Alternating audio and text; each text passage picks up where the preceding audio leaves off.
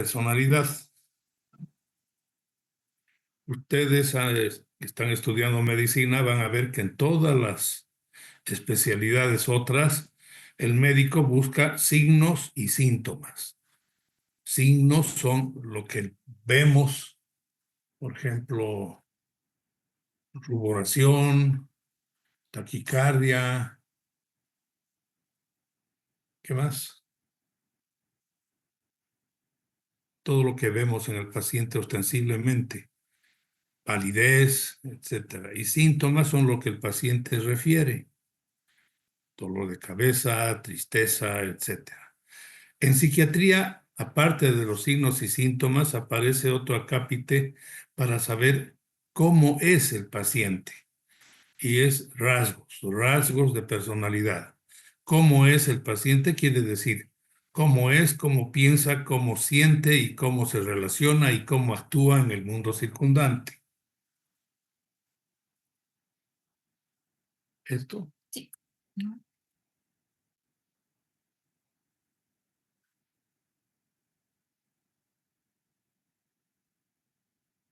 Todos los individuos tenemos un tipo de personalidad. Es un tipo de personalidad que lo hemos ido cambiando a medida que crecemos y que lo mostramos en las relaciones sociales. Ahora, en los rasgos de personalidad, en las formas de ser, pensar, sentir y actuar, no solo vemos rasgos atractivos y admirables, sino también podemos ver rasgos no deseables, conductas no deseables. Entonces, la personalidad es un poco el complejo del que incluye rasgos positivos y negativos.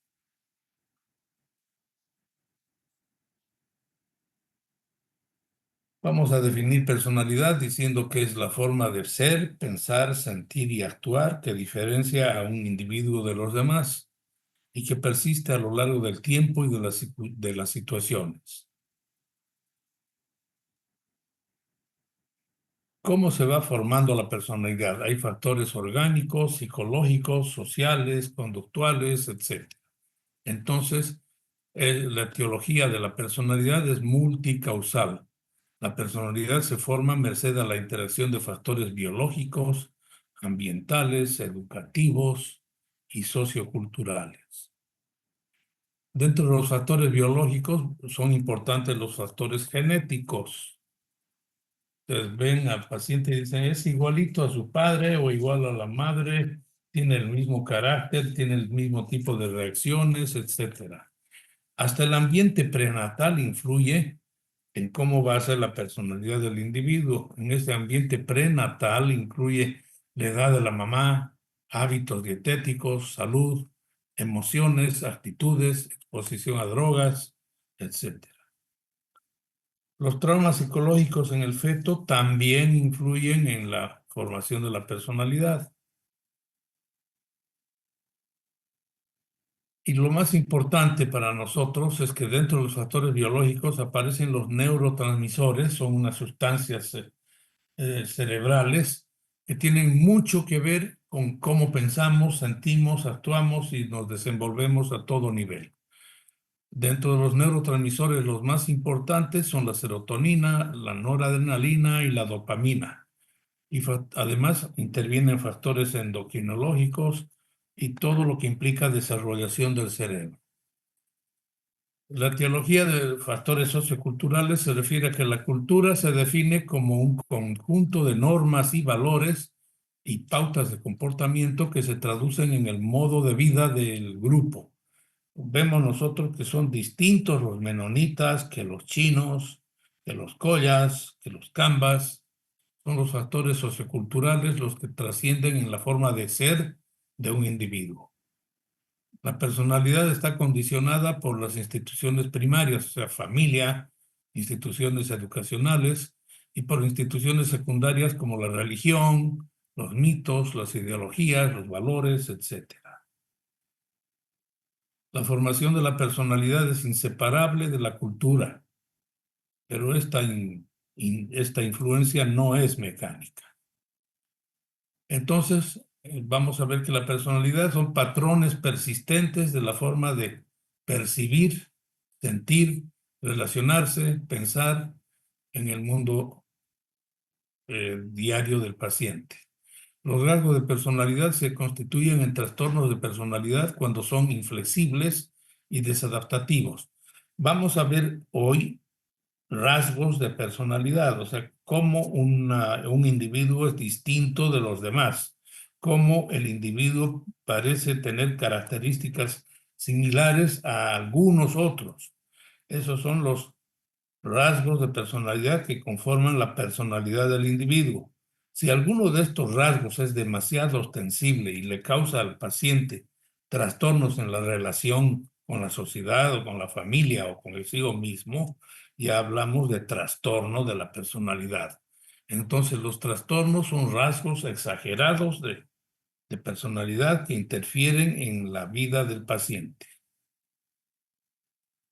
La personalidad normal es flexible.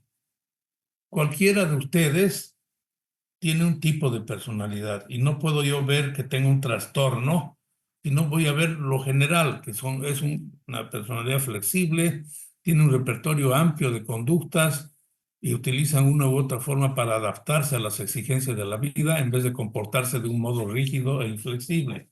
¿Eso qué quiere decir?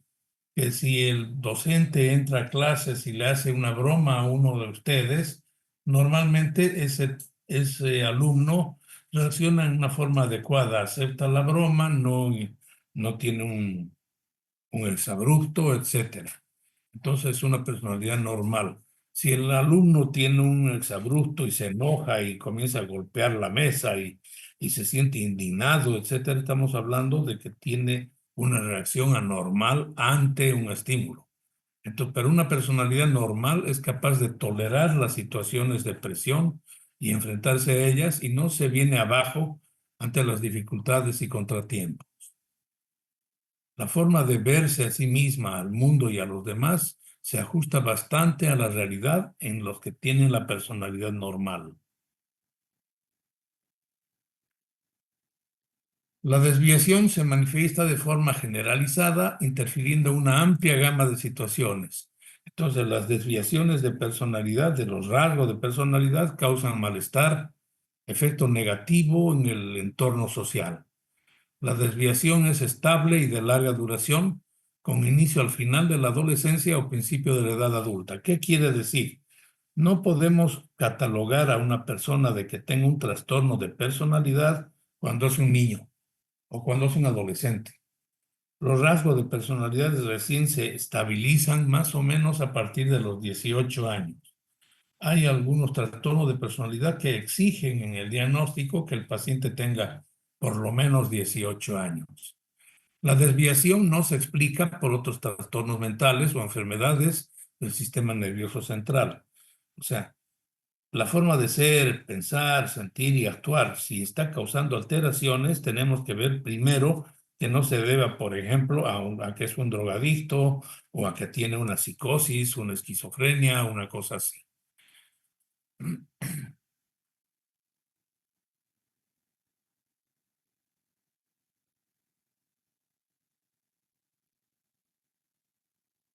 Cuando aparecen los trastornos de personalidad, vamos a ver que aparecen alteraciones en el pensamiento, en la afectividad, en la actividad personal y en el control de impulsos.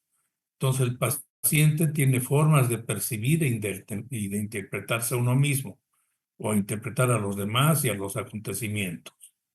Si nos acercamos a un paciente que está internado en la sala, digamos, de tuberculosos, y le decimos, ¿qué hace usted acá? Y nos dice, soy el príncipe de Gales y he venido a salvar al mundo de todos los drogadictos. Entonces sabemos que el juicio está alterado y vamos a creer que tiene un problema además de personalidad. O si nos acercamos a otro paciente y nos dice, no quiero estar en este hospital porque acá todos me odian, me tratan mal, las enfermeras son malas conmigo, no me dan los medicamentos a tiempo, se nota que sonríen a los demás pacientes menos a mí, etcétera. Estamos hablando ya de un trastorno de personalidad. En los trastornos de personalidad, el patrón persistente es inflexible y se extiende a una amplia gama de situaciones personales y sociales. Por ejemplo, el paciente ese que internado nos decía, no me tratan a mí igual, las enfermeras me odian, etcétera. En todas las situaciones sociales y académicas que pueda atravesar, él va a hacer lo mismo. En la carrera de medicina va a decir, los profesores me odian, mis amigos me molestan, me hacen bullying, etcétera. Se va a sentir personalmente humillado y atacado. Entonces, en los trastornos de personalidad, los rasgos son persistentes y esos rasgos le provocan malestar clínicamente significativo, además de deterioro social, laboral o de otra área importante de la actividad del individuo. Entonces, los trastornos de personalidad sí merecen ser estudiados en medicina porque interfieren con la forma de ser, pensar, sentir y actuar del paciente. Entonces, vamos a ver que el patrón persistente no es atribuible a una manifestación o consecuencia de otro trastorno mental. Por ejemplo, si seguimos con el mismo paciente que está muy susceptible al maltrato de los demás y demás. Vamos a pensar que es un trastorno de personalidad, pero si nos avisan que además es un drogadicto, no vamos a diagnosticar trastorno de personalidad. Vamos a atribuir toda su mala conducta y su forma de pensar y de actuar a la adicción a sustancias. El patrón persistente no es debido a los efectos fisiológicos directos de una sustancia. Entonces, una droga o un medicamento o una enfermedad médica o un traumatismo craneal da rasgos que no son los que vamos a diagnosticar como trastorno de personalidad, sino más bien como una reacción secundaria al traumatismo o a la enfermedad. Hay que tomar en cuenta además antecedentes étnicos, culturales y sociales. Si vemos a los del occidente, eh, son más introvertidos, menos habladores, su conducta es más tranquila, etcétera, respecto a un oriental, ¿no es cierto? Igual es muy distinto el menonita al chino. Entonces no vamos a catalogar que tengan trastornos de personalidad, sino que son normales para el núcleo social en el que viven, para el núcleo social en el que impera, digamos, una determinada raza o cultura o religión, etcétera. Para diagnosticar un trastorno de personalidad en menores de 18 años, deben persistir los rasgos al menos durante un año. Solo el trastorno de personalidad antisocial no se diagnostica antes de los 18 años. El inicio del trastorno de personalidad no debe ser posterior al inicio de la adultez.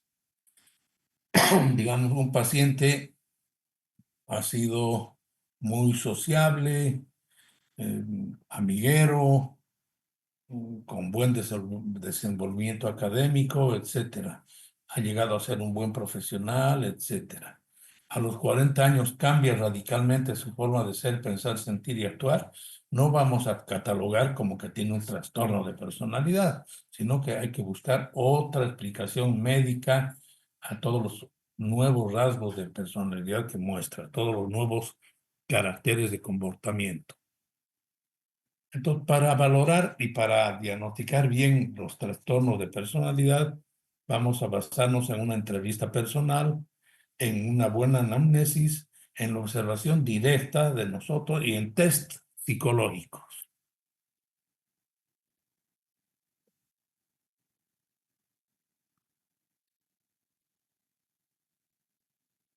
Primero que nada, los trastornos de personalidad no son enfermedades, no son enfermedades, solo son formas de ser, sentir o actuar que lo diferencian de los demás y resultan del grado de capacidad para enfrentarse a dificultades de la vida. El que tiene cualquier tipo de personalidad puede funcionar de una forma sana o enferma dependiendo de la acentuación o no de sus caracteres de personalidad. Principio 2 dice que los trastornos de personalidad son sistemas estructurales y funcionales internamente diferenciados. contienen recuerdos, afecto del pasado, etcétera. Todos los trastornos, todos los rasgos de personalidad, igual, al mismo tiempo tienen memoria, atención, concentración, razonamiento, etcétera. Entonces no alteran los rasgos de personalidad, ni la memoria, ni la concentración, ni el afecto. Funcionan cada uno por su área.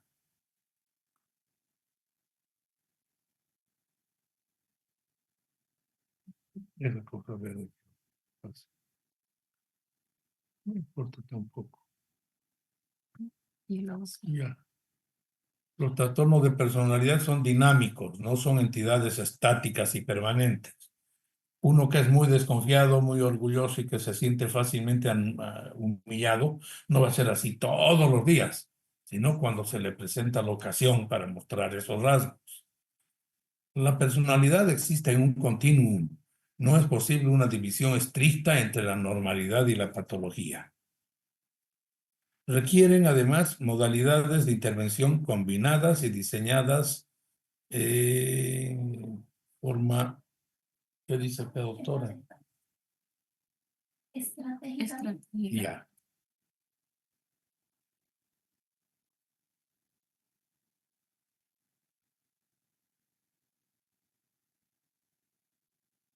Ya hemos visto entonces qué son rasgos de personalidad. Son formas de ser, pensar, sentir y actuar que hacen, que diferencian a un individuo de los demás. Entonces, los rasgos de personalidad se consideran patológicos cuando se desvían extremadamente de los rasgos comunes en el ambiente sociocultural del sujeto.